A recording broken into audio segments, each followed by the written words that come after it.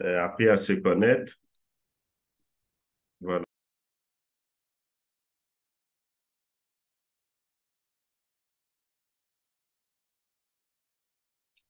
Très content donc en cet après-midi de nous avoir tous ensemble. Ceci est vraiment merveilleux parce que le partage de la science est une passion pour les uns et pour les autres et aussi un devoir sans doute parce que nous nous retrouvons en cet après-midi pour parler de la tuberculose chez l'adulte. Eh bien, ceci fait suite à une série de présentations après avoir parlé de la tuberculose chez l'enfant. Pourquoi ne fallait-il pas évoquer la tuberculose chez l'adulte? Eh bien, c'est un plaisir cet après-midi de pouvoir nous retrouver avec le réseau de l'expertise en prévention, le réseau congolais donc en expertise de prévention et contrôle des infections. Et avec comme orateur cet après-midi, nous allons avoir le professeur docteur André Boulaboula. Eh bien, qui est-il? C'est un habitué ici, mais il faudra bien le présenter pour les uns ou pour les autres qui n'ont pas eu la chance de pouvoir l'avoir aux sessions précédentes ou de ne pas de n'avoir pas entendu aux sessions précédentes. Eh bien, docteur en médecine de l'Université de Bukavu, il est spécialiste en prévention et contrôle des infections et ici un docteur en santé publique avec une orientation très forte en infection et prévention des infections et en épidémiologie. Et docteur est aussi spécialiste en épidémiologie clinique, qu'il faille bien mentionner, de l'université de Stellenbosch. Il nous faudra tout de suite mentionner que son intérêt pour la prévention et le contrôle des infections a fait qu'il a renforcé le programme, participé au renforcement des programmes PCI dans beaucoup de pays en Afrique, et cela avec le réseau africain de prévention et contrôle des infections, en anglais ICANN, avec l'OMS Région Afrique, avec, avec ICAP de l'Université de Columbia, avec Africa CDC, et bien avec d'autres formations d'enseignement supérieur et universitaire. Il est un orateur et présentateur, non seulement conférencier, très familier du milieu international et présentateur de beaucoup de webinaires. Celui-ci est un énième pour lui et en tant que chercheur senior en domaine de PCI et de santé publique, il a plusieurs publications, plus d'une trentaine, et cela avec un impact très fort dans des journaux de très grande renommée, notamment Nature ou Nature, Lancet, CID et le professeur Landé Boulaboula, que nous avons le plaisir de pouvoir recevoir cet après-midi, va pouvoir nous parler de la tuberculose. Chers collègues, il faudra que nous puissions nous mentionner mutuellement quelques dispositifs techniques qui nous permettraient de pouvoir partager notre science de façon assez calme et de façon assez ordonnée. Ça veut dire concrètement. Après la présentation qui sera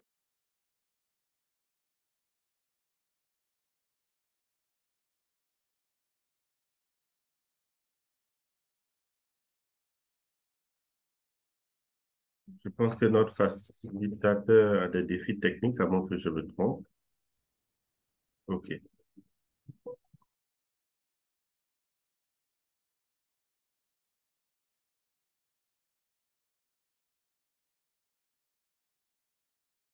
Monsieur Conan, est-ce que vous pouvez confirmer, vous m'entendez? Oui, professeur Andy, on vous entend très bien entend, et on professeur voit votre Andy. présentation. Voilà, merci beaucoup à tous. Bonjour et bon après-midi, pour ceux qui ont commencé l'après-midi. D'entrée des jeux, c'est une présentation qui a été préparée par Dr Aimé Mouroula et je vais devoir la présenter. Bien sûr, il y aura quelques apports de ma part lors de la présentation ou des discussions. Et en même temps, je dois signaler que Aujourd'hui, j'ai un petit problème avec la connexion Internet. La qualité n'est pas optimale, mais on va essayer de présenter.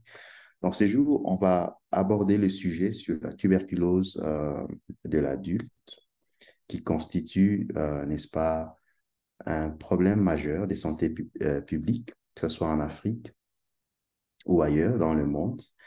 Et il faut tout de suite signaler que pour euh, les CPCI, donc l'expertise congolaise pour la PCI, on va insister sur quelques mesures de prévention de la tuberculose. Alors, cela étant dit, on va avancer tout de suite à la définition de la tuberculose. Comme vous le savez, c'est une maladie infectieuse et elle reste très contagieuse. Elle se transmet essentiellement par la voie aérienne et cette tuberculose, elle est d'origine bactérienne. Et l'agent, c'est une mycobactérie. Vous avez des complexes comme le Mycobacterium tuberculosis et le bacille tel qu'on l'enseigne dans nos universités francophones, bacille de Koch. Alors, ceci est de présentation et de répartition pardon, mondiale et ça peut concerner en effet tous les organes, notamment ici les poumons à plus de 70%. Alors, pourquoi en parler? C'est d'abord une maladie chronique qui est longue et psychosociale. Elle est ubiquitaire, dont la prévalence et l'incidence, on en parlera. Et elle entraîne aussi une forte mortalité. Alors, les conséquences sont multiples, nécessairement économiques ici, notamment la précarité, une maladie liée à la pauvreté dans plusieurs cas de figure. Vous avez aussi des conséquences sociales, c'est cette contagiosité. Vous avez des séquelles fonctionnelles, vous avez des gens qui vont garder des poumons assez diminués après des épisodes de tuberculose. Et aujourd'hui, vous avez des souches résistantes. Je m'excuse, je vais fermer la porte.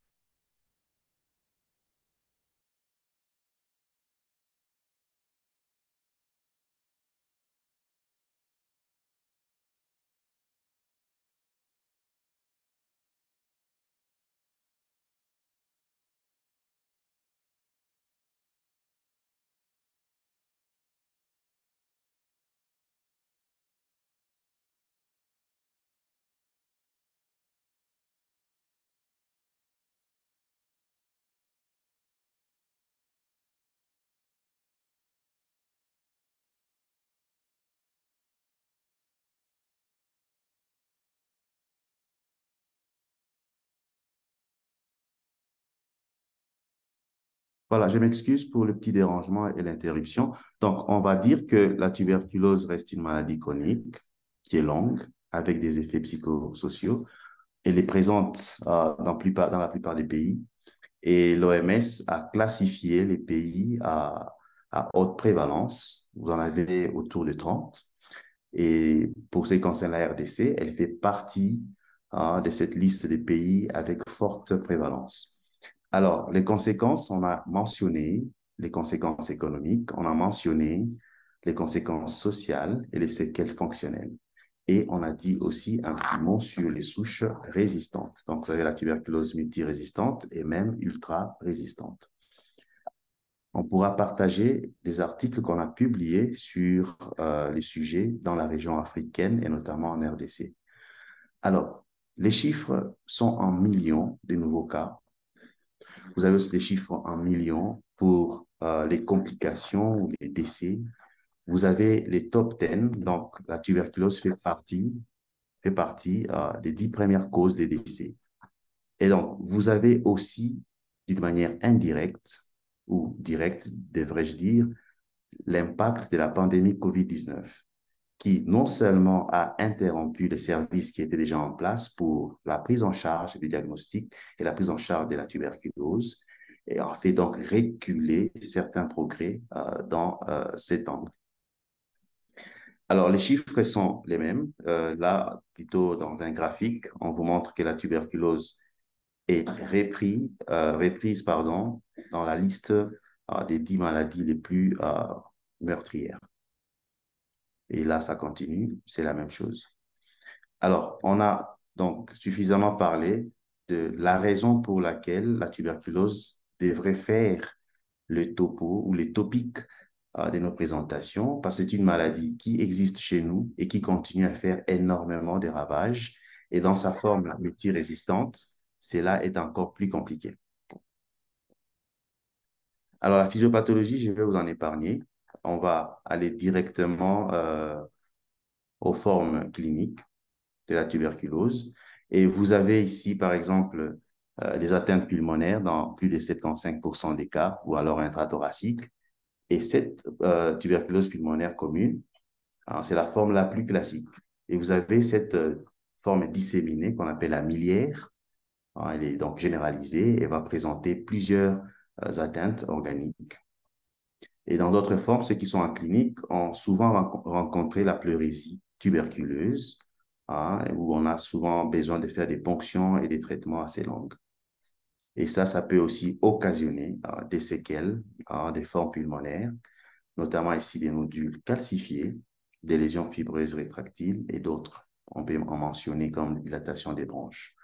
Pour la miliaire, qui reste une forme extra-pulmonaire, elle est moins fréquente, isolée dans 30% des cas environ, elle est possible acillaire, et on devrait aussi faire intervenir des explorations telles que celles de l'anatomopathologie. Je disais tantôt que c'est une forme qui va atteindre plusieurs organes, donc on peut retrouver des séquelles et des complications en dehors des poumons. Voilà. Alors, pour les diagnostics, vous avez par exemple ici les éléments circonstanciels, c'est donc les signes cliniques qui vont traîner sur des semaines, des mois. Vous avez des infiltrats, des nodules et des cavernes au lobe supérieur. Vous pouvez avoir un contexte qui est tout à fait évocateur, c'est donc un comptage dans votre milieu de vie. Vous rencontrez des personnes qui toussent pendant plus de 2 semaines, par exemple. Vous aviez été exposé à ces personnes. On va vous poser la question, est-ce qu'il y a quelqu'un autour de vous qui a présenté des signes évocateurs d'une tuberculose, par exemple une toux qui a duré une dizaine de jours. En moyenne, on parle de 2 semaines. OK. Vous pouvez aussi avoir des éléments de l'imagerie médicale. Donc, la radiothorax est très, très utilisée dans le cadre de ce diagnostic. OK. Alors, vous pouvez aussi faire un diagnostic de laboratoire où vous faites une mise en évidence du bacille de Koch. OK. Donc, vous isolez l'agent causal de la tuberculose. Alors, toute symptomatologie respiratoire persistante doit faire, n'est-ce pas, pratiquer une radiographie du thorax. Les anomalies rencontrées au cours de la tuberculose sont polymorphes, souvent évocatrices, mais non spécifiques. Alors, ça sont les éléments. Je crois que je ne vais pas trop m'attarder. Et on va faire une sorte de panel de discussion on va discuter sur la prévention elle-même. Alors, pour l'instant, le diagnostic, les prélèvements, par exemple, vous avez pour la tuberculose pulmonaire, vous êtes certainement familier de cette pratique où on va demander aux patients de ramener du crachat. Et par la suite, on va rechercher des bacilles bar, qui sont acido-alcoolo-résistants dans l'expectoration, OK? Et puis, vous pouvez faire d'autres examens cytobactériologiques, par exemple, pour toujours dans le sens de la recherche diagnostique de la tuberculose pulmonaire. Alors, si le patient ne crache pas, on peut faire un tubage gastrique le matin avant que le patient n'ait pris son premier repas, donc à jeun. Et pour la localisation pulmonaire, ici, les éléments sont repris dans l'encadré avec des pointillés rouges, donc l'expectoration le matin à jeun, pardon, 3 jours de suite, vous avez des flacons propres, fermeture étanche. Bref, ici, vous devez suivre la procédure des collectes d'échantillons ou des prélèvements qui est en vigueur. Alors, pour les diagnostics, l'examen direct, par exemple, ici, la microscopie bar, la coloration Zil-Nielsen ou alors par l'oramine. Et ensuite, vous pouvez utiliser l'amplification génomique, le PCR, la culture. L'identification par des méthodes biochimiques aussi existe sur des cultures positives, sur milieu solide. pouvez faire, par exemple, le test à la niacine ou acide nicotinique positif et bien d'autres. Le message à retenir ici, c'est que, par exemple, le Zilnissen, il est très répandu et dans les milieux les plus reculés, vous pouvez en trouver. Il y a d'autres qui sont plus poussés et plus précis, qui sont accessibles dans des grands centres de recherche ou alors des centres interuniversitaires ou encore des CHU. Alors, pour les diagnostics, on peut continuer à faire des résultats quantitatifs, par exemple. Il peut aussi exister des techniques tout à fait diverses, peu coûteuses, selon les circonstances. En un seul mot ici, et en termes de santé publique, on doit choisir la méthode qui s'impose par rapport à nos ressources, capacités humaines pour faire ces genres de tests, l'interprétation, mais aussi les intrants. Alors, l'anatomopathologie, vous pouvez identifier des granulomes épithélioïdes gigantocellulaires, mais aussi, vous pouvez avoir une nécrose caséeuse hein, qui est très évocateur. Alors, les colorations spécifiques pour rechercher les barres dans les tissus, vous pouvez les utiliser selon les indications anatomopathologiques. Pour les traitements, il y a aujourd'hui plusieurs régimes de traitement. Les traitements qui sont connus pour la tuberculose susceptible ou alors sensible, vous avez la phase intensive de 2 mois et vous avez la phase continue de 4 mois. Et là, vous avez cette combinaison habituelle dont la rifampicine représente la molécule décisive. En 2016, on a publié un article sur les régimes de traitement par rapport à la tuberculose multirésistante au Congo.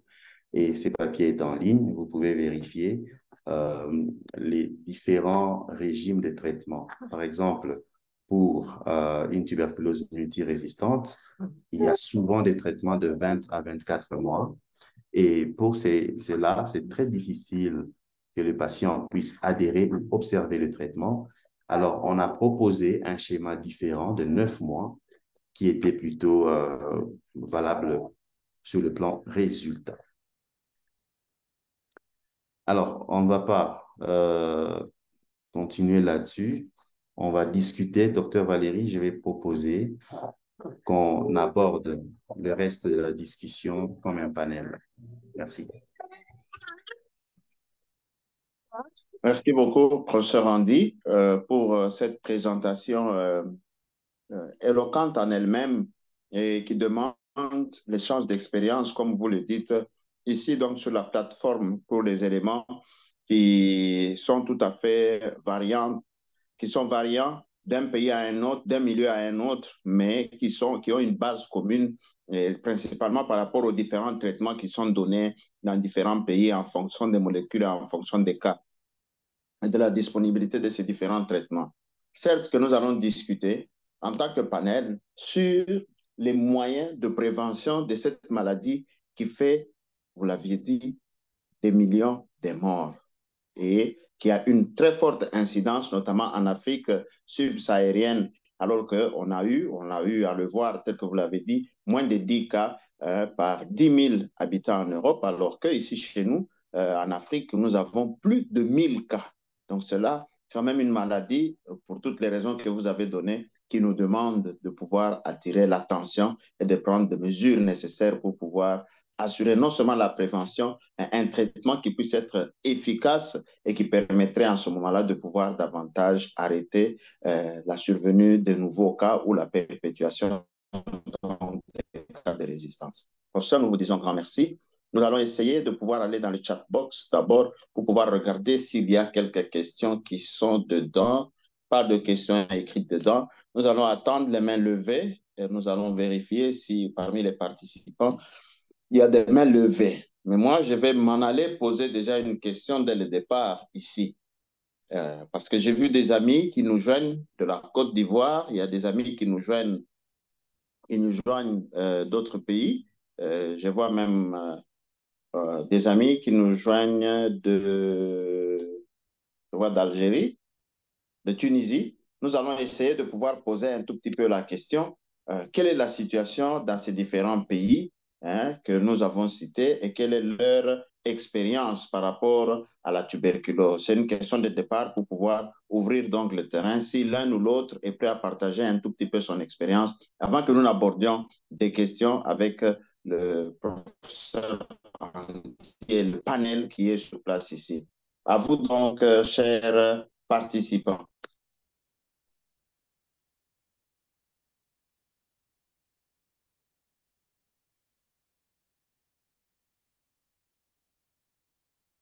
Professeur, je m'en vais poser la première question. Nous parlons de prévention. Il y a M. Sam qui a levé la Et main. nous savons que, OK, je n'ai pas vu, je vais aller vérifier tout de suite. Yeah, merci beaucoup, chers collègues, allez-y, allez-y. Oui, bonjour. Merci beaucoup pour cette présentation qui est très pertinente. Je voudrais partager l'expérience de la Tunisie. Concernant la tuberculose pulmonaire, nous sommes endémiques à la tuberculose. Le germe responsable, c'est donc le bacille de coque humain. Nous n'avons pas enregistré une augmentation par rapport aux 5 dernières années, une augmentation de nombre de cas, mais plutôt c'est la tuberculose bovine qu'on a eu une exacerbation des cas, une augmentation des cas, et plutôt c'est une localisation extrapulmonaire ganglionnaire. Donc, nous sommes épidémiques concernant la tuberculose ganglionnaire avec bacille bovine, c'est-à-dire une transmission de l'animal à l'homme. Voilà.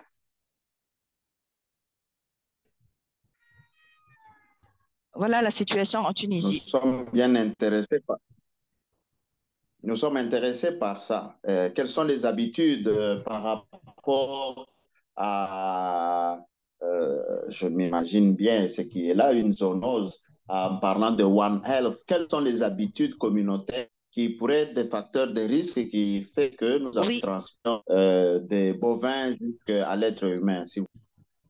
oui, oui, les habitudes alimentaires qui sont la cause, c'est la consommation de lait non pasteurisé, la consommation de, on a l'habitude mois de Ramadan, Ghouta, al-Ban,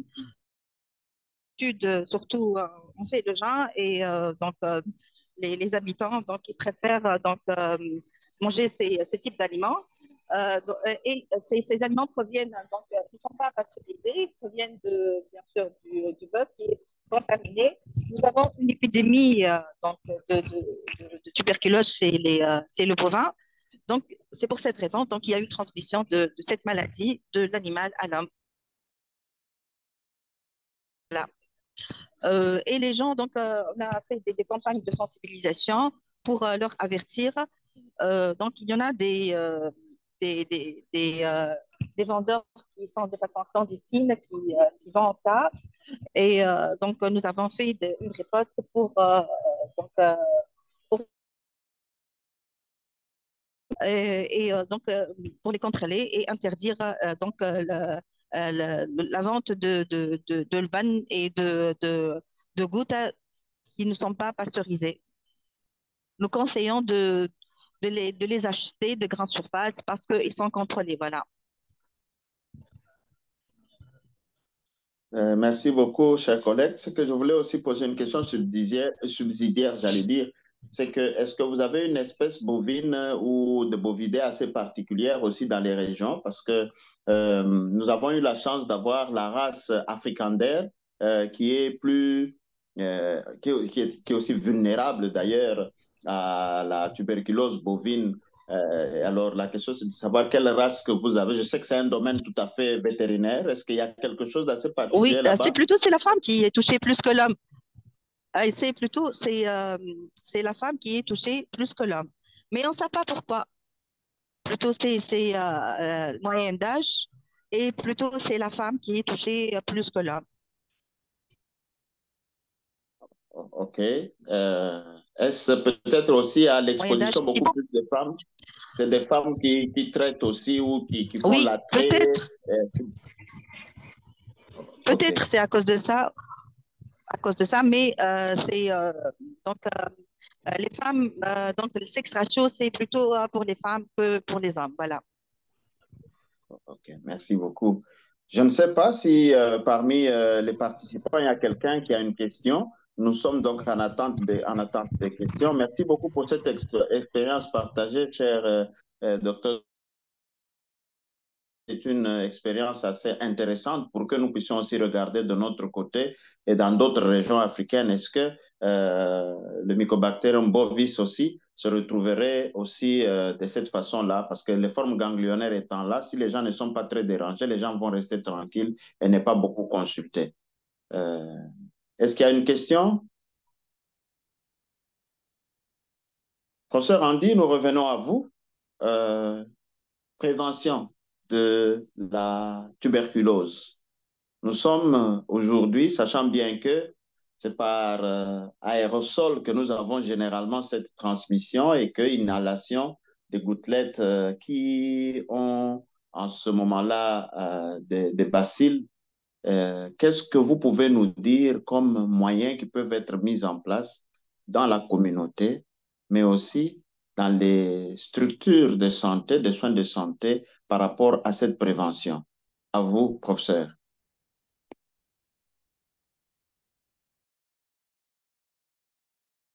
Docteur Valérie, je dois dire que j'ai eu des difficultés de connexion et voilà, je n'ai pas pu tout saisir, mais la dernière fois que j'ai entendu, c'était, je crois, docteur Swad qui a donné euh, son expérience, mais après ça, j'ai rien suivi. Je suis vraiment désolé.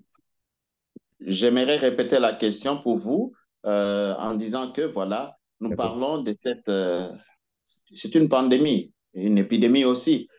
Actuellement, de tuberculose, spécialement dans les pays pauvres, la question est de savoir quels sont les moyens de prévention qui peuvent être mis en route dans les formations sanitaires, ou les formations de soins de santé, mais également dans la communauté. Que pouvons-nous mettre en place comme moyen afin de réduire cette transmission de ce germe aussi mortel qu'il est? Merci. Voilà. Merci, docteur Valérie. Je pense que sur la question de prévention, il est, il est important de rappeler l'audience que il y a quand même il y a l'hiérarchie des contrôles en matière de prévention et contrôle des infections. Et pour ce qui est d'application à la tuberculose, vous avez ce qu'on appelle les contrôles administratifs en première,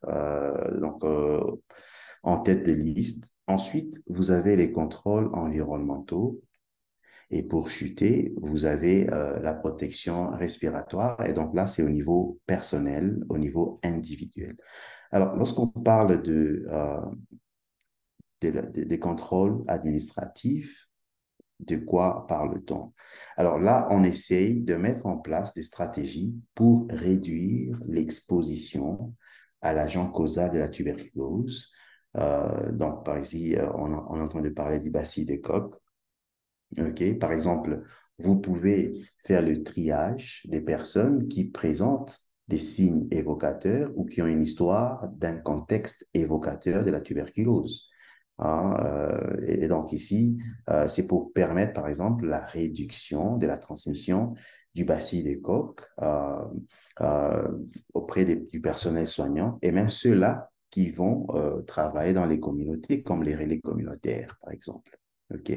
Donc, faire attention à ce que ces personnes qui ont un contexte évocateur de la tuberculose, on puisse très, très bien les trier et donc mettre les mesures en place. Les mesures, ça peut aussi inclure, comme on le verra plus bas dans les contrôles environnementaux, la ventilation. Et là, on va discuter, par exemple, de la ventilation naturelle et on va aussi dire un petit mot sur la ventilation mécanique. Alors, il y a aussi dans ces contrôles administratifs hein, ce qu'on peut appeler l'isolement en français ou la séparation respiratoire des personnes qui sont présumées ou qui ont démontré euh, des signes infectieux évocateurs de la tuberculose pulmonaire. Et ça, si vous faites une séparation dans ce sens-là, ça va permettre aussi de réduire l'exposition à l'agent causal. L'autre recommandation qui peut rester assez discutable, c'est donc initier de manière prompte un traitement effectif antituberculeux chez ces personnes-là qui ont déjà la tuberculose. OK? Donc, vous avez diagnostiqué et vous commencez directement le traitement. Dans des milieux où on peut bien tracer les personnes qui présentent les signes évocateurs de la tuberculose, ça peut paraître très facile. Ou alors où les personnes ont une mentalité de la recherche des soins ou l'attention médicale, ça peut être facile à faire. Mais là où on a encore un problème de culture, les gens préfèrent rester chez eux, ils ne cherchent pas à savoir pourquoi ils sont souffrants, etc.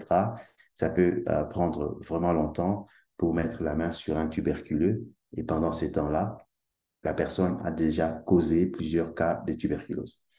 Alors, peut-être un dernier cas de figure, c'est l'hygiène respiratoire. On parle ici de l'étiquette de la toux, par exemple.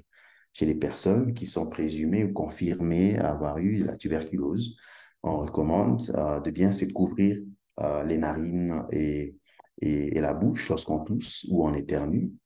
C'est pour limiter la quantité d'aérosols qu'on va expulser des nos voies respiratoires et qui sont potentiellement contaminés, qui peuvent contenir ici euh, ces, ces, ces, ces, ces gouttelettes de fluge ou alors des sécrétions qui peuvent contenir l'agent causal de la tuberculose.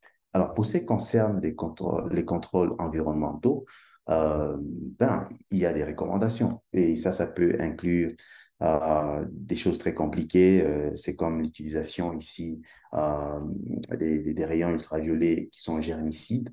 Et là, vous les placez très haut dans les salles. C'est pour permettre de réduire la transmission toujours du Mycobacterium tuberculosis, mais aussi donc, ce qu'on va concerner pas que le personnel soignant, mais les personnes qui viennent, par exemple, consulter cet établissement de soins de santé. Voilà. Il y a aussi euh, les systèmes de ventilation. Et les systèmes de ventilation de grand courant, vous avez les systèmes qui utilisent la ventilation naturelle et les systèmes qui utilisent la ventilation mécanique et mettre les deux de manière didactique pour parler de systèmes mixtes, donc qui utilisent à la fois naturel et mécanique. C'est pour permettre, en fait, de filtrer de l'air, l'air qui est en train d'être recirculé à travers des filtres, comment on appelle ça encore en français, mais en anglais, on va parler de High Efficiency Particulate Air, HEPA filters. Et ça, c'est pour réduire sensiblement la quantité du Mycobacterium tuberculosis. Et là, ça protège évidemment les personnels soignants, ça protège les autres patients, ça protège les visiteurs, etc. Alors, la troisième catégorie, ça va être la protection au niveau individuel. Ça va être ici la protection respiratoire. Donc, vous pouvez avoir les masques, vous pouvez avoir les respirateurs. Dans le domaine francophone, je crois qu'ils utilisent le FFP1, FFP2, selon que ça filtre à autant de pourcents. Et dans le système anglophone, c'est plutôt le N95 qu'on utilise et d'autres. Et en Asie, chez les Chinois, c'est les KN95 qu'ils utilisent. Et la logique ou alors la théorie de base, c'est que ça va filtrer au moins 95% des particules qui viennent avec l'air. Voilà. Et là, donc, ça va promettre une sensibilisation, une réduction très sensible de la transmission du bacille de Koch. Docteur Valérie, je pense avoir résumé en tout cas essentiellement pour les établissements des soins de santé, mais ceci peut s'appliquer aussi dans la communauté, c'est-à-dire les choses simples comme bien aérer la maison. Là, on va utiliser et favoriser la ventilation naturelle Donc, vous ouvrez les fenêtres pour permettre un échange d'air assez suffisant.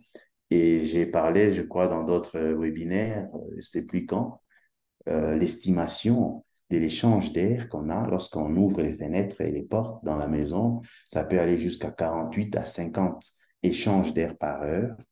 Alors, imaginez, lorsque vous utilisez la ventilation mécanique, vous avez entre 6 et 12 échanges d'air par heure qui sont recommandés pour assurer une certaine protection, une réduction du risque de transmission du Mycobacterium tuberculosis. Alors, si vous maximisez l'utilisation optimale de la ventilation naturelle, vous avez même 3-4 fois plus que ce que la ventilation mécanique vous donne. Et donc, c'est un moyen à ne pas négliger, surtout dans nos milieux où la ventilation mécanique reste quand même un luxe dans nos milieux. Voilà, merci.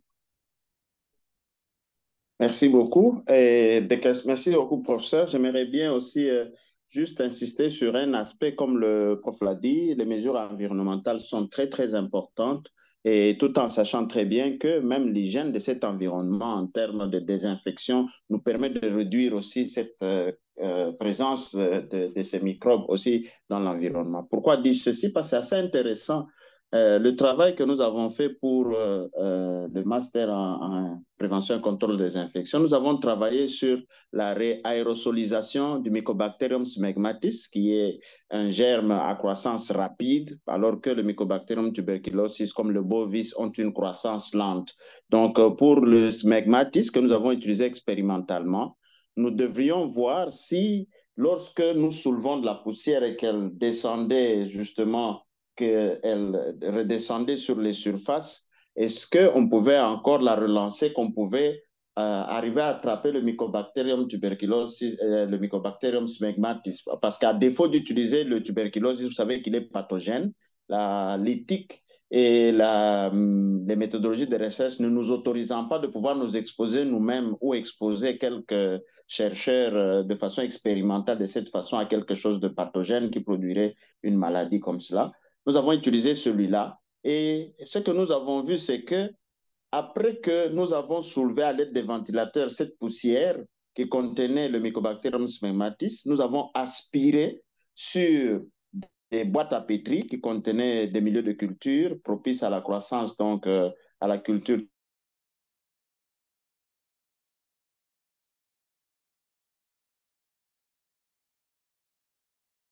dans les milieux de culture. Nous l'avons fait pendant 20 jours, donc là, cette poussière prise chaque jour pendant 20 jours, et qu'on arrivait même jusqu'au 20e jour à pouvoir piquer en l'air le Mycobacterium smegmatis, et il se cultivait. Est-ce que nous pouvons aller par extrapolation et nous dire en ce moment-là que, eh bien, pour le Mycobacterium tuberculosis, c'est la même chose? C'est assez difficile de dire parce qu'il peut y avoir des paramètres qui peuvent être tout à fait changeants, mais la réalité des faits, c'est que nous arrivons à une conclusion que pour le nettoyage des surfaces, la désinfection des surfaces, nous n'allons pas, par exemple, en ce moment-là, utiliser des choses qui soulèvent cette poussière par précaution. Nous allons essuyer, pas avec un tissu qui soit sec, mais avec un tissu qui soit humide, parce qu'il va permettre d'absorber, plutôt qu'un tissu sec qui peut conduire à une réaérosolisation. De la même façon, nous déconseillons, vous le savez vous-même, lorsque nous faisons le soin de la literie, nous allons essayer de ne pas éviter justement de ne pas secouer la literie comme ceci, parce que nous pouvons relancer des germes en l'air et nous ne savons pas. Donc, cette précaution, en attendant que nous puissions travailler avec le Mycobacterium tuberculosis et voir si les résultats que nous avons obtenus pour le Mycobacterium smegmatis pouvaient arriver au même résultat, cela demande absolument que nous puissions respecter les règles de l'hygiène des surfaces et la désinfection normale. Donc, prof, j'ai voulu ajouter cette contribution parce que cela est très important. On a vu des chercheurs qui ont travaillé sur les momies anciennes et qui ont pu faire la tuberculose qui est restée justement pendant longtemps là-bas. Et comment est-ce que les personnes ont dû faire la tuberculose? Justement, on expliquerait cela par ce processus de réaérosolisation. Juste une contribution pour dire que c'est assez important que nous puissions non seulement mettre toutes ces mesures basales que nous connaissons, les précautions standards, et à ce moment-là, les précautions additionnelles complémentaires vont s'ajouter. Prof, Merci vraiment à ce propos. Il y a plusieurs questions qui vous attendent dans le chat. Vous permettez que nous puissions y aller très progressivement. Alors, existe-t-il un traitement d'épreuve pour la tuberculose? Permettez-moi de prendre d'abord une question qui vient juste avant celle-là, qui dit ceci.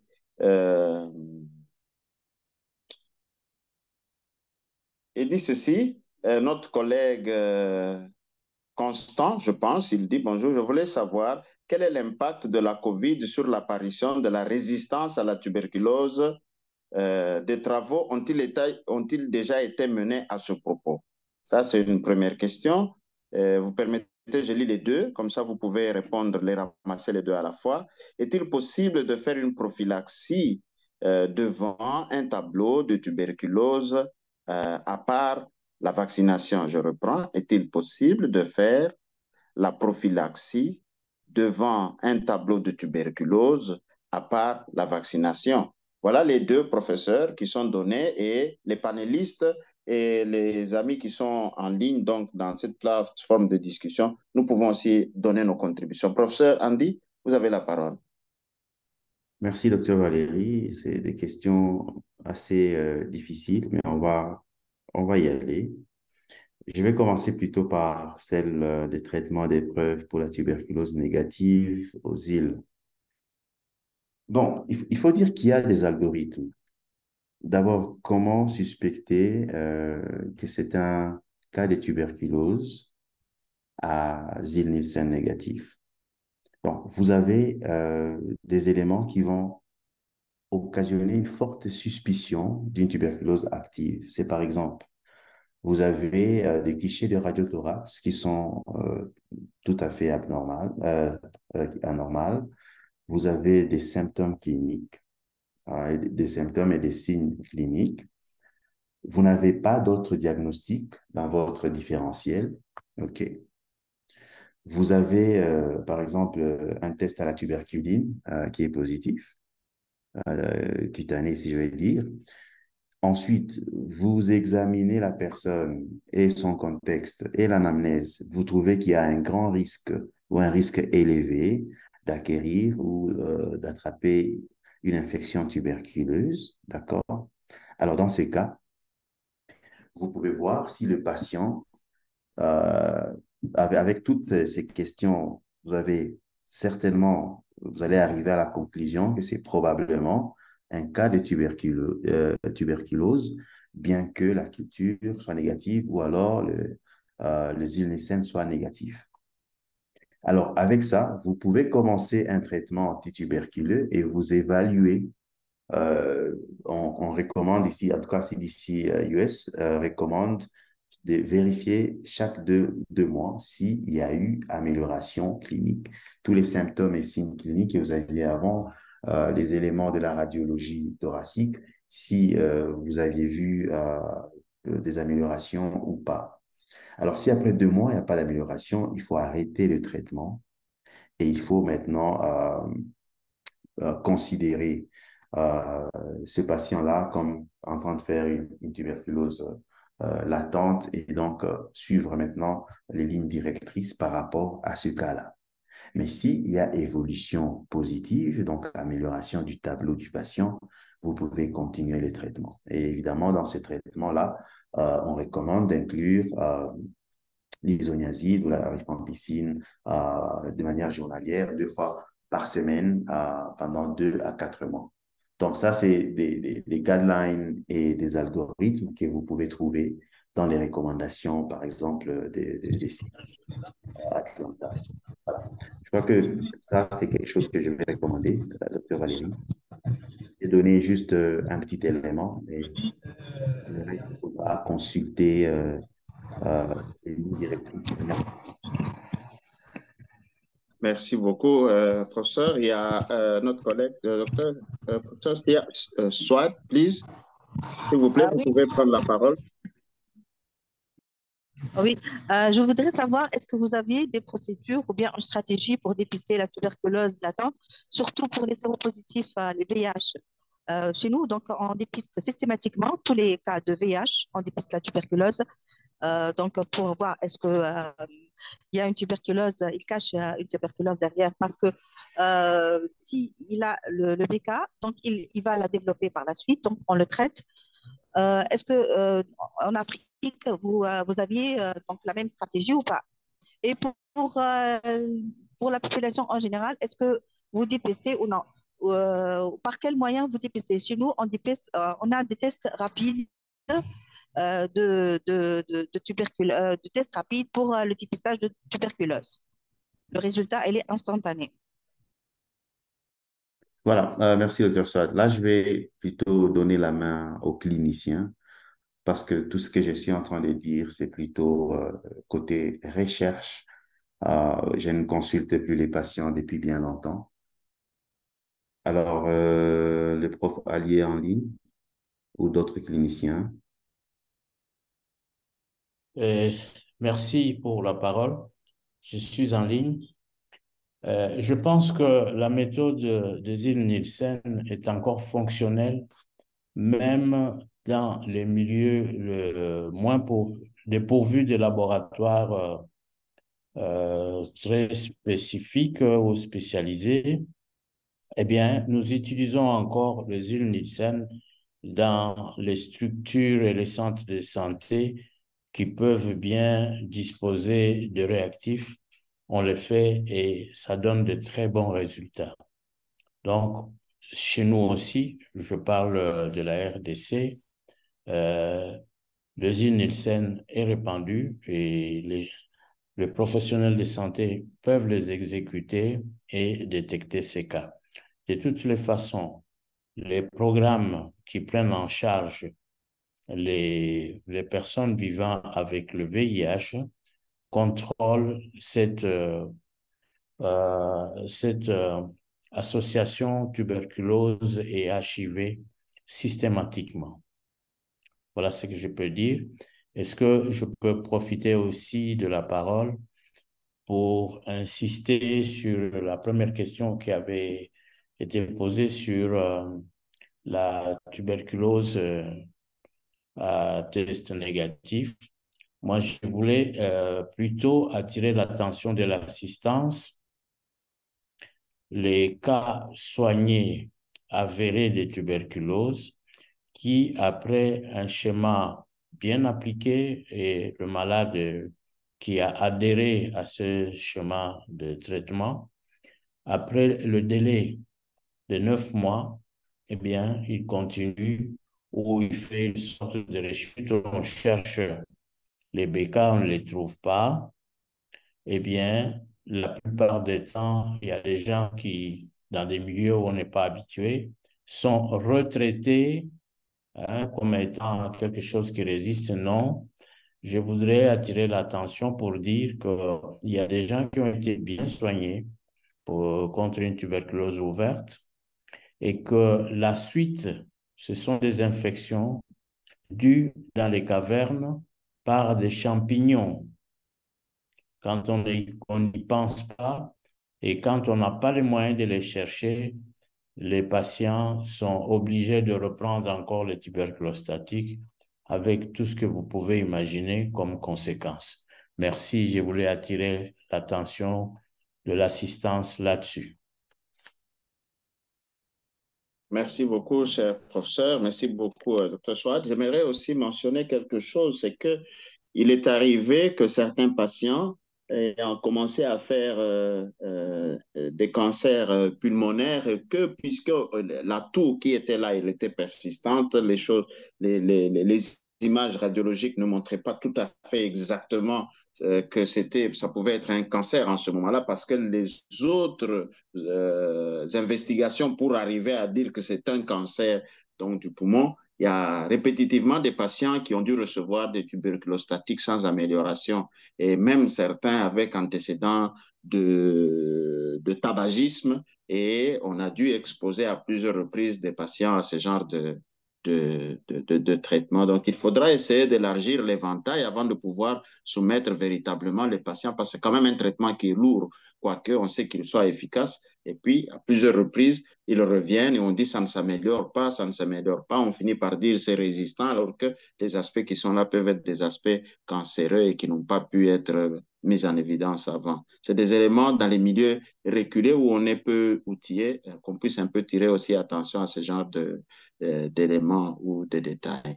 Euh, une question, docteur Swad, je vois que vous avez encore la main levée ou bien c'est une ancienne?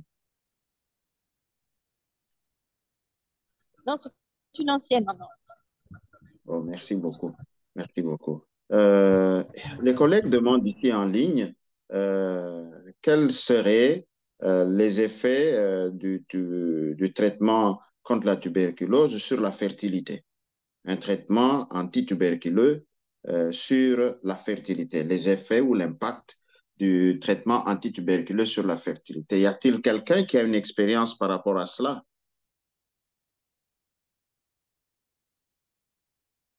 Bon, docteur Valérie, Je vous en prie. c'est pas qu'on a nécessairement des éléments, mais on va répondre par rapport à ce qu'on sait de ces traitements. Tout d'abord, il y a des données assez limitées par rapport à ces sujets. Et il faut aussi savoir, par exemple, dans la forme miliaire tuberculeuse, vous avez donc l'atteinte des différents organes et ça peut aussi concerner parfois la tuberculose dans les organes génitaux. Et ça, c'est une forme extrapulmonaire de la maladie qui peut affecter les organes reproducteurs et donc ça peut finir par avoir un impact négatif sur la fertilité si cela n'est pas très bien soigné. Mais pas que bien soigné, la tuberculose peut entraîner des séquelles, comme on l'a vu précédemment, et les séquelles peuvent entraîner, par exemple ici chez les femmes, les trompes des Fallope peuvent être endommagées. Vous pouvez aussi avoir, par exemple, chez l'homme, des canaux tels que les épididymes peuvent être endommagés, etc. Donc, toutes ces structures qui, finalement, endommagées ou affectées peuvent conduire à, à l'obstruction tubaire et donc réduire la fertilité euh, d'un couple. Voilà. Le traitement antituberculeux lui-même et la fertilité, on va par exemple parler de l'isoniazide, la rifampicine, la pyrazinamide et l'éthambutol, qui sont des molécules couramment utilisées, notamment pour la tuberculose sensible. Euh, Ici, il n'est pas encore résistante. Généralement, j'ai dit bien, ils n'ont pas d'effet secondaire connu sur la fertilité. Mais les données sont très, très limitées, des petites études sur lesquelles on ne peut pas vraiment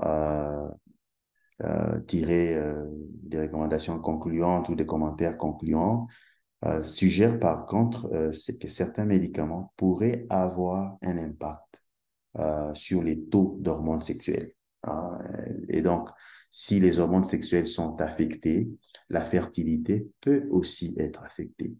Et là, j'attire encore votre attention sur le fait que les preuves probantes sont très limitées sur ces sujets.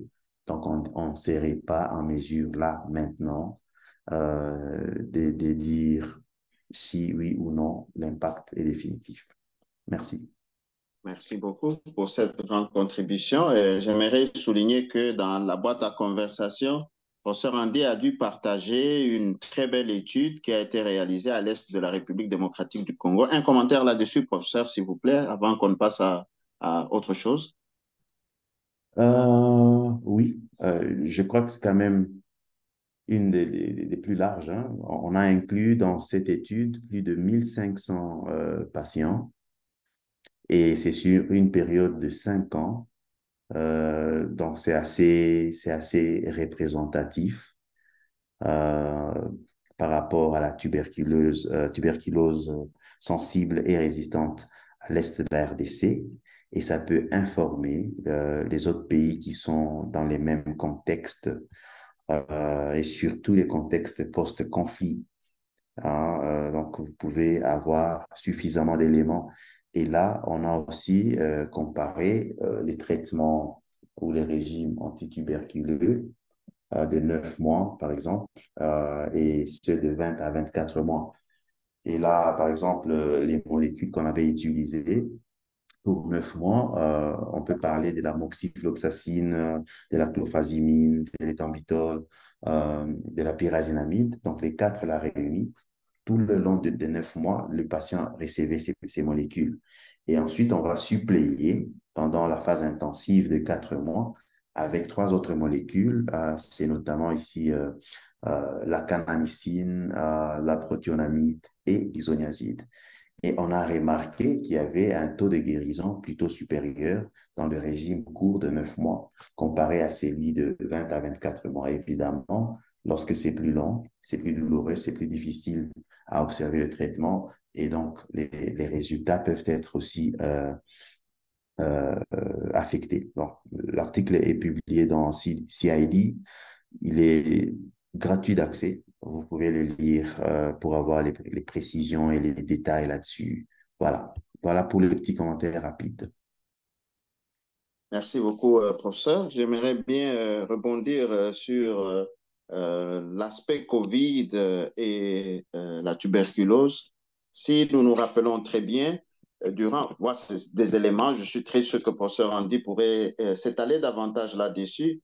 Durant la crise Covid que nous avons eu aussi à être mis en mal sérieusement par rapport au traitement contre la tuberculose. Parlons tout de suite un tout petit peu de la difficulté d'approvisionnement en médicaments qui permettrait de pouvoir compléter le cours d'un traitement déjà commencé. Dans beaucoup de zones d'Afrique, il y a eu des zones où nous avons eu des ruptures d'approvisionnement en antituberculeux pendant un temps suite à ces difficultés d'approvisionnement qu'on avait parce que on ne pouvait pas faire la chaîne normalement. Numéro 2, c'est que nous avions noté aussi que le rapportage, puisque la focalisation des uns et des autres était sur Covid, le système de rapportage a fait que les données qui venaient n'étaient plus de données de qualité, mais aussi irrégulièrement soumises au système donc de surveillance qui permettrait de pouvoir avoir une alerte quelque part par rapport à une hausse des cas de tuberculose ou de nouveaux cas de tuberculose. Ça a été des situations que nous avons connues. Et par rapport à cela, j'aimerais savoir si quelqu'un peut-il partager une expérience de là où il est, quelle a été la situation par rapport à cela. Et ça, c'est une première chose. Si quelques commentaires peuvent venir par rapport aux différentes régions, cela nous aiderait beaucoup parce que non seulement des adultes ont été affectés par ça, et la tuberculose donc chez l'adulte tel que nous le voyons, mais également, c'est très bien que l'initiation a été difficile, l'initiation du traitement, parce qu'on a dit, OK, nous gardons les molécules pour les personnes qui sont déjà sous traitement, plutôt que d'initier et de ne pas avoir une fourniture de médicaments pour ceux-là qui sont nouvellement détectés. Je ne sais pas s'il y a quelques commentaires par rapport à cela, si nous avons vécu un peu aussi ces expériences dans nos pays. À vous, s'il vous plaît. Professeur Andy, s'il y a quelque chose de votre côté, merci de pouvoir aussi enrichir cela, nous enrichir de cela, j'allais dire. À vous. Docteur Valérie, on vous entend. Vous ne m'entendez pas? Allô?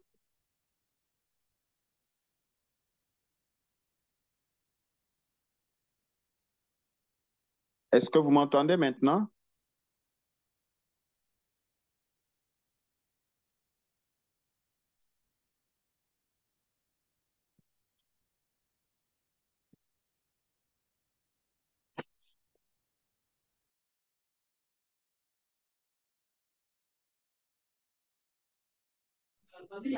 On vous entend, professeur.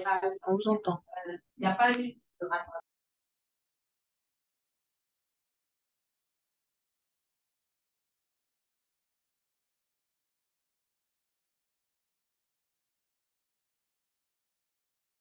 Docteur Valérie,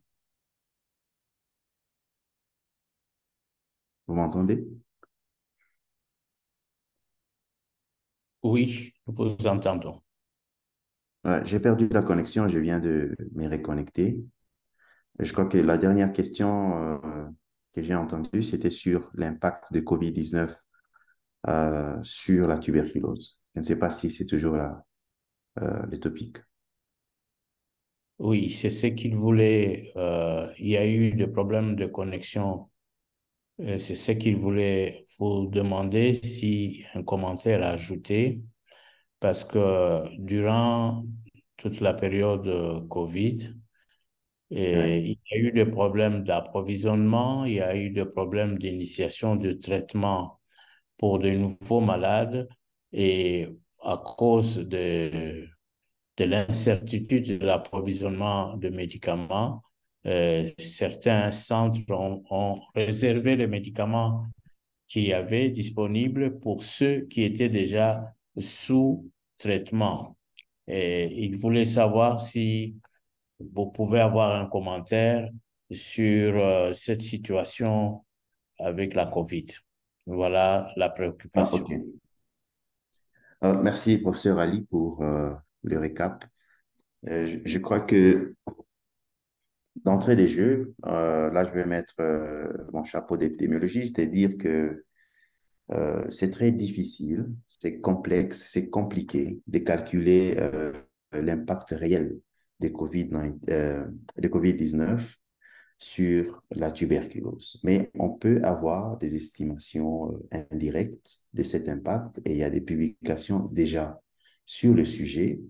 Et on va par exemple dire, pour rentrer dans ce que le docteur Valérie a évoqué initialement, euh, il y a eu des problèmes d'approvisionnement. Mais à quel niveau ce problème est arrivé en termes de magnitude, en termes de euh, donc la quantification de ce problème? Par exemple, le traitement des formes résistantes à la tuberculose, ce traitement-là, on a eu une réduction de 19%. Et là, c'est en début 2020, début Covid. Et par rapport aux formes ultra résistantes, vous aviez eu jusqu'à 37% des réductions du traitement. C'est-à-dire qu'il n'y a pas que ce problème d'approvisionnement, mais il y a aussi les effets de confinement, il y a aussi la peur d'aller chercher ces médicaments, il y a aussi la peur d'avoir une co-infection, bien que les données sont très limitées là-dessus. Donc, de manière chiffrée, on est en train de voir un cinquième dans la réduction de traitement de la tuberculose résistante et jusqu'à un tiers de la réduction, un peu plus qu'un tiers de la réduction de la résistance extensive à la tuberculose, donc tuberculose résistante, ultra résistante. Donc ici, l'impact, oui, problème d'approvisionnement de manière logistique, adhérence au traitement ou observance des traitements. Trois, les complications qui vont s'en suivre, notamment la morbimortalité qui va augmenter. Et quatre, vous avez la transmission euh, au large dans la communauté. Et cinq, et là je suis en train de donner les éléments de manière, en train de réfléchir, je viens de vous donner les preuves probantes sur le niveau de réduction du traitement. Et là, je vous montre de manière logique ou schématique ce qui pourrait arriver de manière euh, logique ici, ou naturelle, si rien n'est fait. Donc ici, ce sont des hypothèses que je suis en train d'évoquer. Et donc, on n'aurait plus de cas maltraités, etc. Et là où on a déjà un problème de surveillance au départ, on ne saura même pas évaluer ce qu'il y a eu avant et ce qu'il y a eu pendant Covid. Voilà un peu pour mon petit commentaire. Je vais vous balancer dans le texte la référence que vous pouvez lire là-dessus sur l'impact de Covid euh, et tuberculose. Merci Voilà. beaucoup, professeur. Merci beaucoup. Et chers amis, si nous avons accès à la boîte à conversation, il est toujours mieux de pouvoir prendre les liens qui y sont postés pour aller découvrir davantage. Cela nous enrichit également. une question qui est donc posée. Y a-t-il des régimes alimentaires type africain ayant fait preuve, hein, ayant fait leur preuve, allais-je dire, euh, dans l'accompagnement du traitement antituberculeux? Je reprends, y a-t-il des régimes alimentaires de type africain ayant fait leurs preuves et qui sont disponibles, bien sûr, pour accompagner le traitement antituberculeux? Je crois que ça, c'est les nutritionnistes qui pourraient bien nous aider. Ce n'est pas par extrapolation ce que l'on peut dire. Je pourrais faire un commentaire après l'un ou l'autre. À vous, s'il vous plaît. Chers panélistes aussi. Moi, j'ai pas de réponse à cette question. C'est un domaine qui est loin du mien. Merci. Merci beaucoup, professeur. Et je crois que c'est assez difficile que nous puissions, de façon scientifique, vous donner une réponse comme ça. Mais c'est que nous connaissons, par exemple, rappelez-vous que la notion de malnutrition et la notion, oui, de malnutrition est aussi associée à la prévalence de tuberculose dans certains milieux. Et que quand on sait bien, comme sait bien remonter le niveau on peut remonter plutôt l'alimentation et le régime alimentaire pour le rendre bien. On peut bien facilement récupérer les gens et aussi agir par prévention de cette façon-là. Ce qui veut dire que quand on parle du régime qui accompagne, et généralement on va dire prenons aussi un régime qui puisse être bien équilibré et aussi qui soit bien hyperprotéique, ou c'est des choses qui permettent à ce que nous pouvons avoir un équilibre. Pour ne prendre que la récupération des enfants malnutris, et ici, nous ne parlons pas spécifiquement dans le cadre de la tuberculose. Je vous donne une expérience de la République démocratique du Congo où la poudre de chenille est utilisée pour pouvoir remonter donc les enfants mal nourris ou à déficience protéino-calorique. Ça, c'est très fréquent en République démocratique du Congo et dans certains milieux. Nous n'avons pas de données scientifiques pour pouvoir vous les présenter ici, mais également, il existe des tout petits poissons qu'on appelle ordinairement en République démocratique du Congo des frétins et qui sont aussi utilisés pour essayer de pouvoir récupérer les enfants qui sont mal nourris et qui ont justement une déficience protéique. Ça, c'est une théorie en général, une pratique en général, pas une théorie, mais pas associée à ce que nous avons comme traitement contre la tuberculose ou dans l'un ou l'autre cas, quelque chose de stéréotypé. Comme le professeur Andy a dit, ce n'est pas notre domaine. On aurait aimé absolument qu'un nutritionniste qui accompagnerait les cas de ce genre, qui puisse apporter sa contribution. Merci donc à ce propos. Euh, Professeur Andy a posté tout à l'heure des liens qui nous permettraient de pouvoir avoir accès à telle ou telle autre publication et à telle ou telle autre information. Je ne sais pas si le public a encore quelques questions. Professeur euh, Ali, de votre côté, y a-t-il quelque chose que vous voudriez mentionner très spécifiquement par rapport à la tuberculose, d'après votre expérience en tant qu'interniste, de façon à ce que nous puissions essayer de chuter maintenant avec la session de cet après-midi? À vous. Merci beaucoup, docteur Valérie. C'est à propos du régime. Je n'en connais pas de plus approprié pour accompagner ce genre de malades, mais nous avons conseillé et nous avons associé le- des dames qui travaillent dans les unités des malnutris pour accompagner certains malades tuberculeux ou amaigris par d'autres euh, maladies en associant, en leur donnant de la farine de soja mélangée au maïs, donc dans une proportion d'une mesure de la farine de soja contre 3 mesures de la farine du maïs. Ça fait un mélange bien équilibré et qui donne suffisamment d'acides aminés et qui se complète et qui marche très, très bien pour ces malades, pas seulement les tuberculeux, mais pour d'autres malades aussi qui ont un état général euh, altéré quand vous les soumettez sous ce régime-là, eh bien, ils récupèrent très, très vite. Voilà ce que je pouvais dire sur le régime. Mais dans d'autres pays aussi où on produit beaucoup d'arachides, hein, il y a moyen aussi de combiner l'arachide aux autres aliments et produire et apporter aussi de protéines qui peuvent aider ces malades malnutris à récupérer vite. Merci. Merci, professeur. Chers collègues Kanda, je vous vois faire un commentaire qui m'intéresse ou qui nous intéresse tous. Lorsque vous dites qu'on fait en principe, je vais lire le commentaire, on fait normalement un repas 4 étoiles. Voudriez-vous bien nous faire un développement autour d'un repas 4 étoiles? Parce qu'on connaît plus les hôtels, 3 étoiles, 5 étoiles, ainsi de suite. Mais un repas 4 étoiles, voudriez-vous bien nous parler des détails autour d'un repas 4 étoiles? Merci à vous. Bon, merci, professeur.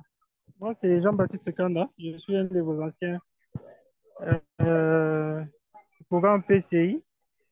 Bon, je travaille aussi dans les programmes de nutrition.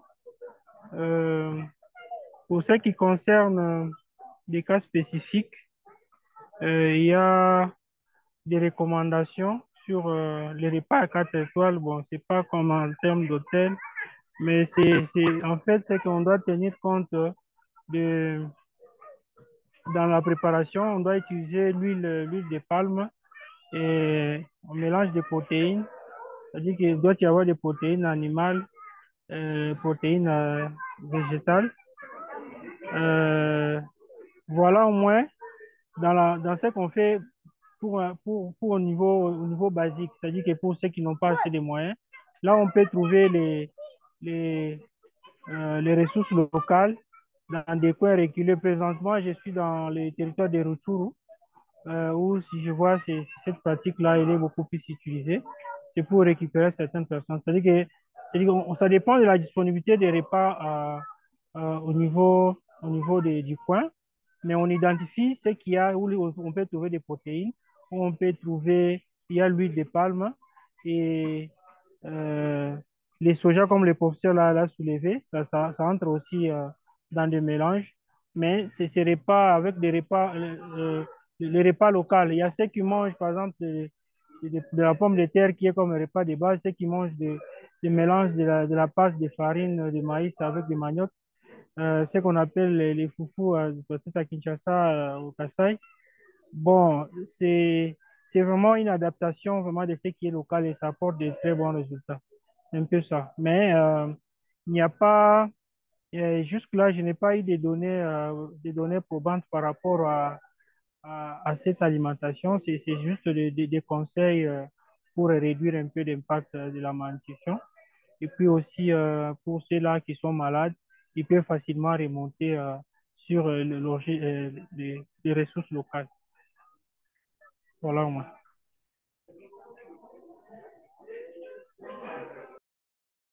Grand merci pour cette contribution.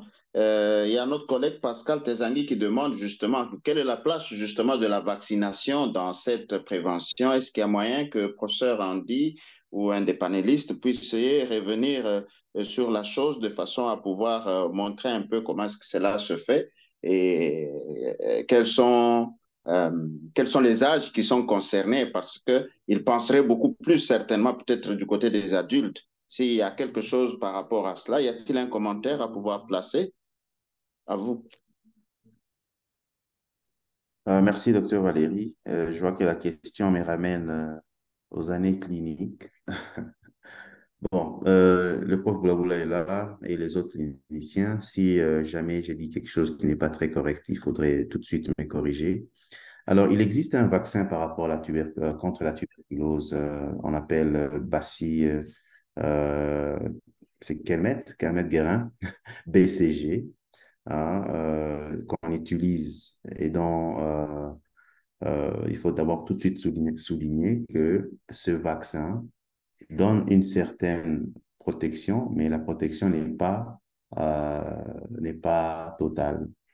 Et donc, il reste essentiel de se protéger, donc d'observer les autres mesures de prévention et contrôle de l'infection tuberculeuse. Cela va inclure, par exemple, euh, lorsque vous êtes dans un bus, d'ouvrir les vitres, de descendre les vitres pour permettre une bonne ventilation. Parce que s'il y a quelqu'un qui est infecté dans ce bus, vous allez réduire le risque d'exposition à l'agent causal. Ça, c'est un. Des deux, si la personne dans la communauté où vous êtes, une personne qui est malade, utilise ce qu'on appelle l'étiquette de tout, donc se couvre avec un mouchoir ou alors le coude, les narines et la bouche, lorsque la personne éternue ou tousse, ça va aussi réduire la quantité des sécrétions qui sont expulsées et qui sont potentiellement contaminées. D'accord? Donc, ces éléments-là doivent être toujours observés, même si on est vacciné. Alors, la vaccination peut être aussi considérée au cas par cas, bien sûr. Par exemple, lorsque vous travaillez dans un milieu où vous êtes très exposé aux patients avec germes multirésistants, par exemple. OK? Ou alors, euh, de manière générale, chez les adultes, quand est-ce qu'on peut penser indiquer la vaccination BCG? C'est par exemple chez un monsieur donc un patient ou une personne qui n'a jamais reçu de vaccination BCG auparavant. Hein, il faut aussi se rassurer que la personne est VIH négative, euh, pas enceinte, des éléments tels que la personne n'a pas un cas de tuberculose active pendant ces temps-là. Voilà. Et vous avez, par exemple, aussi un test à la tuberculine qui revient négatif. Voilà.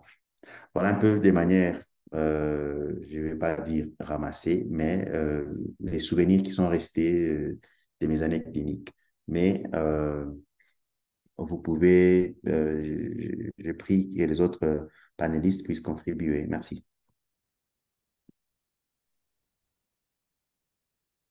Merci beaucoup, professeur, pour cette réponse. Une contribution éventuelle des collègues donc, peut suivre. Elle est tout à fait la bienvenue.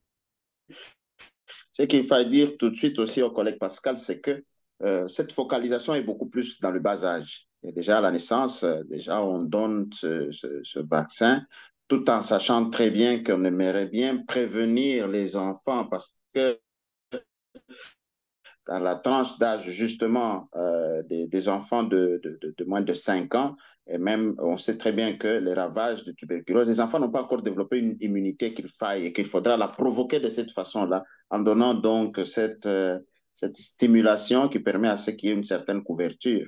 Mais qu'il faut tout de suite aussi noter que chez les adultes, ce n'est pas le plus souvent cela qui est conseillé parce qu'il existe des traitements qui coûtent moins cher par rapport à si on devait faire une vaccination de cette façon-là. On vaccinerait des masses et des masses par rapport au traitement qu'il faille donner parce que vous avez des traitements qui permettent, il y a des tuberculostatiques, il y a des tuberculostatiques qui peuvent être donnés et qui permettent à ce que le corps aussi combatte pour pouvoir éliminer. Il y a aussi des j'allais dire des bactéricides qui sont donnés tout à fait parce que ces produits ont ces effets-là pour pouvoir arrêter la croissance du microbe et à ce moment-là, faciliter la guérison très rapidement. Si aussi j'ai dit quelque chose qui pourrait être contraire à la loi de ce qui est présentement connu ou fait de découvert, eh bien, des collègues vont pouvoir y contribuer. Mais j'aimerais tout de suite mentionner ceci, que ce BCG-là, le focus est sur les enfants. Cette vaccination est sur les enfants et pas sur les adultes. C'est-à-dire que le professeur Andy dit qu'on peut aller au cas par cas, des cas très exceptionnels.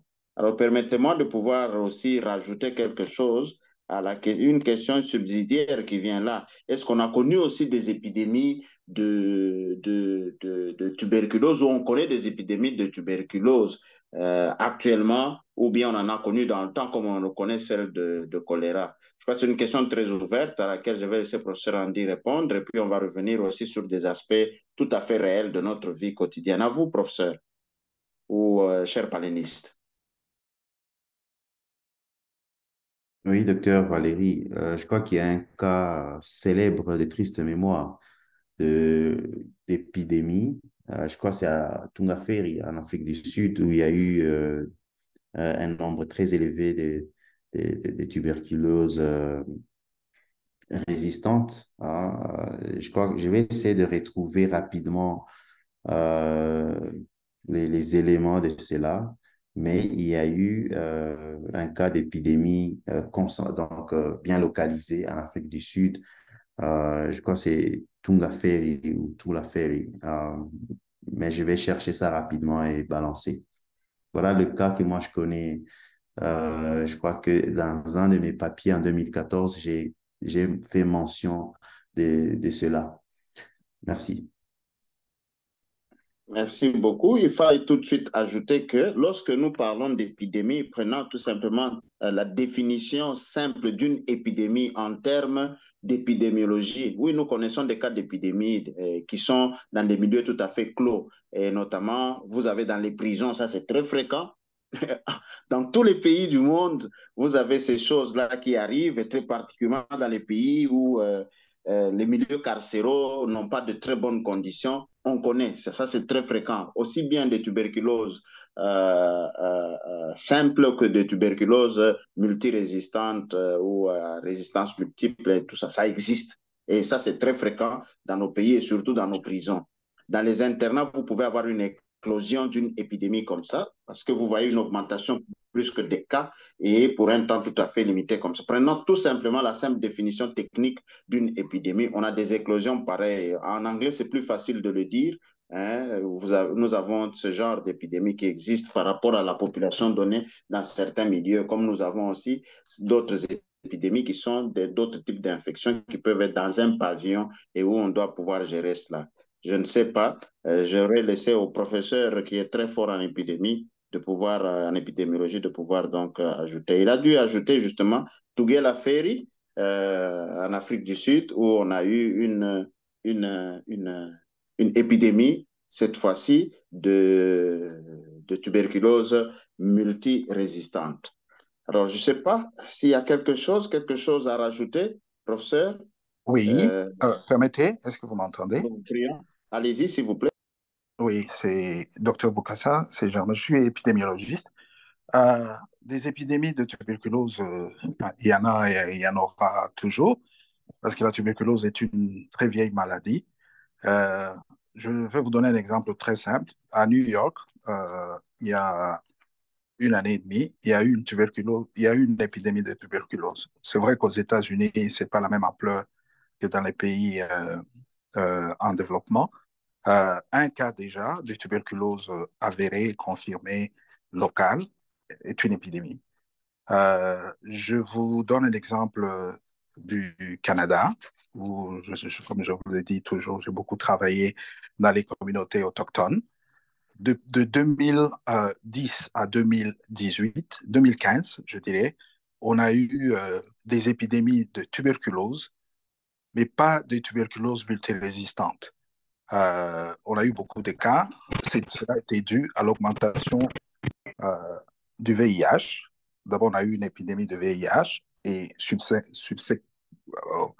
subséquemment, on a eu une augmentation aussi de la tuberculose. La même situation était apparue dans les années 90 aux États-Unis, à l'époque avec l'évolution du sida.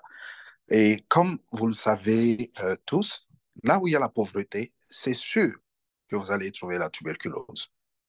Automatiquement, je ne sais pas, en Afrique, ce sont surtout, euh, si vous allez dans des villes comme Kinshasa, et si vous faites un dépistage, parce que pour le savoir, il faut dépister, il faut screener les gens, les tests pour trouver qu'il y a des cas, même latents.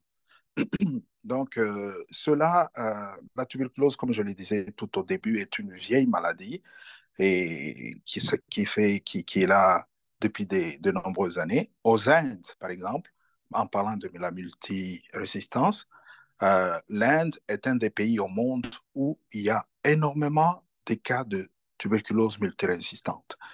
Je suis présentement au Maroc. effectivement, même ici au Maroc, on a constaté au cours des dernières années que l'incidence de la tuberculose multirésistante, elle augmente. Pourquoi? Il y a plusieurs facteurs. Le traitement, les gens ne suivent pas, le traitement est très long. Le régime qu'on donne aux gens pour le traitement, vous connaissez, vous qui êtes clinicien, vous savez,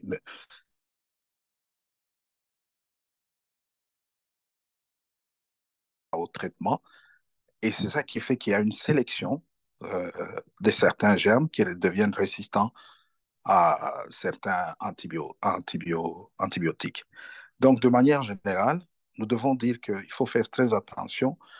La maladie, aussi longtemps qu'il y a la pauvreté, là où vous trouverez la pauvreté, comme en Afrique du Sud, comme aux États-Unis, même comme au Canada, soyez sûr que vous allez trouver des cas de tuberculose.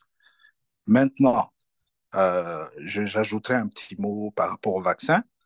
Le bacille de Camille Guérin, ou BCG, comme docteur Andy l'a dit, il est et reste quand même un moyen de prévention dans les coins où on n'a pas d'autres possibilités de prévenir la tuberculose chez l'enfant.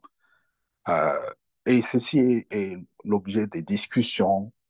En Afrique, on a dû arrêter à un moment donné, on a déconseillé le BCG parce que, comme il y avait une augmentation de cas de sida, les enfants, il n'y avait pas de traitement. Les enfants qui étaient nés des mères euh, VIH positives étaient beaucoup à risque de faire la BCG.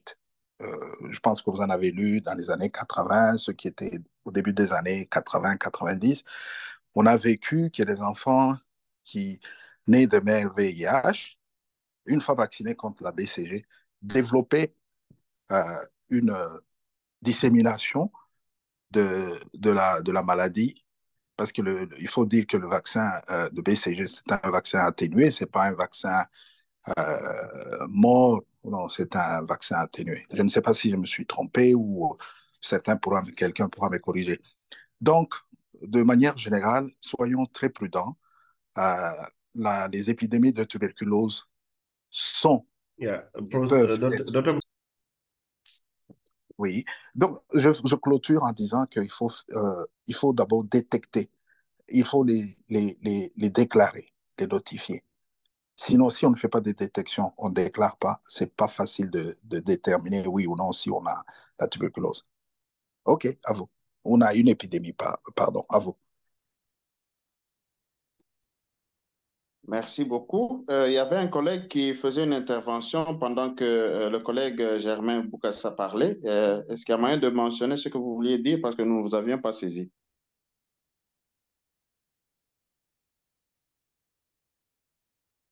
En effet, donc la BCG peut arriver, hein, elle peut bien arriver parce que vous pouvez avoir justement une transformation. C'est ainsi que le professeur Andy a dit, tirons attention pour chez les immunodéprimés parce qu'ils peuvent aller développer une maladie là où on savait très bien qu'ils n'avaient pas une maladie parce que ceux qui sont immunocompétents peuvent encore mieux réagir à cela alors que d'autres peuvent faire carrément une maladie. C'est une réalité ce que vous venez de dire.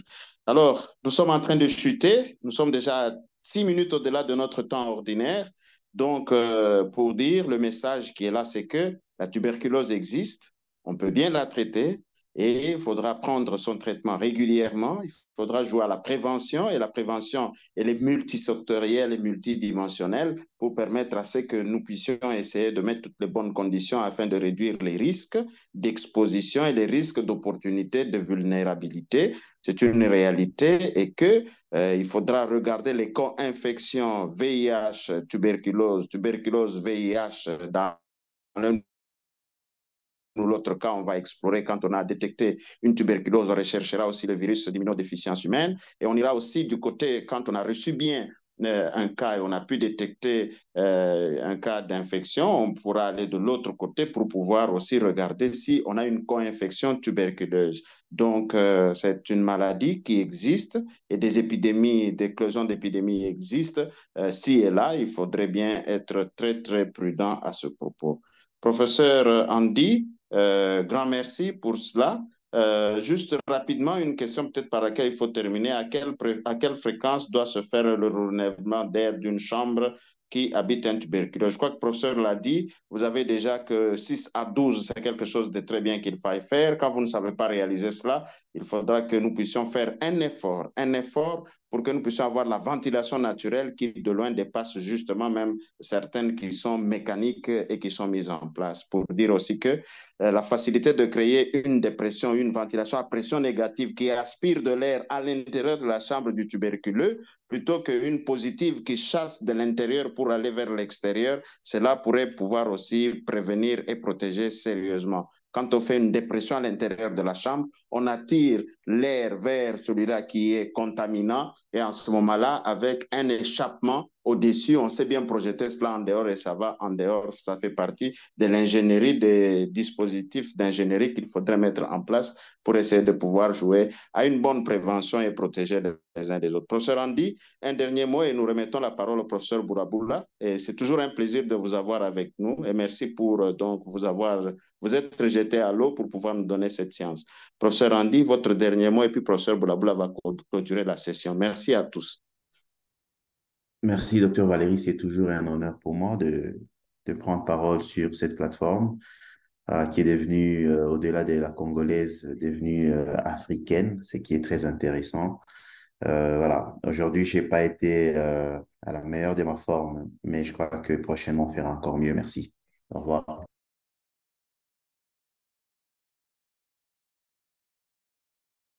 Professeur Ali?